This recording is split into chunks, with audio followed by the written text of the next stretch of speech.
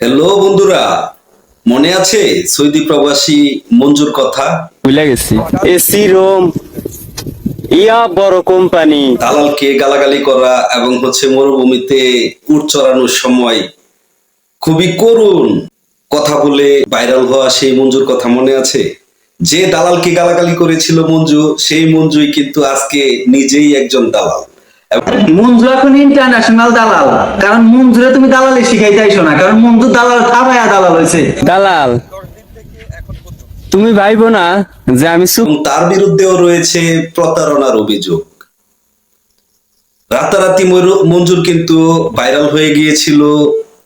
আমাদের মতো আমি আপনি আমরা যারা আছি সবাই কিন্তু তার ভিডিও দেখে এবং তার কথাগুলো শুনে অনেক কষ্ট পেয়েছিলাম। আমিও মঞ্জুর ভিডিও দেখে চোখে পানি টলমল করছিল, কিন্তু বেলা শেষে এটা কি হলো, মঞ্জু নিজেই দালাল হয়ে গেল।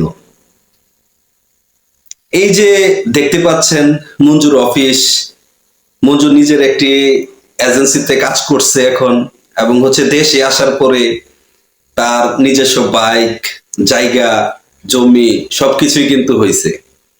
কিন্তু কথা হচ্ছে, যে মঞ্জু এত পরিমাণ লাঞ্ছিত হইল দালাল দিয়ে, সে নিজেই যদি এখন প্রতারণা করে, সে যদি তার অতীত ভুলে যায়, তাহলে ব্যাপারটা কেমন দাঁড়াইলো?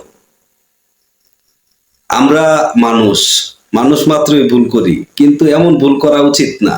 যেটা আমার জীবন নিয়ে যে ছিনিমিনি খেললো দালালরা, আমি নিজেই যদি এখন দালালি করে অন্যের জীবন নিয়ে ছিনিমিনি খেলি, তাহলে এটা কিন্তু অন্যায়। তো সেই জন্যে আমি চাই এবং বলবো, মঞ্জু যে ভিডিওটি দেখে তাহলে অবশ্যই যেন নিজেকে শুধরে নেয়। আর আমি চাই এবং আমি আশা করছি মঞ্জু এই কাজটি করতে পারে না। যদি তার বিরুদ্ধে আনা অভিযোগটি সঠিক হয়, তাহলে অবশ্যই সে অন্যায় করেছে। আর যদি এটা মিথ্যে এবং বানোয়াট হয়, তাহলে সে যেন ভবিষ্যতে অবশ্যই প্ল্যানিং করে কাজ করে, যেন কখনো এরকম ভুল না হয়, সেভাবেই যেন কাজ করে, এই কামনাই করব। ভালো থাকবেন, সুস্থ থাকবেন। আসসালামু আলাইকুম।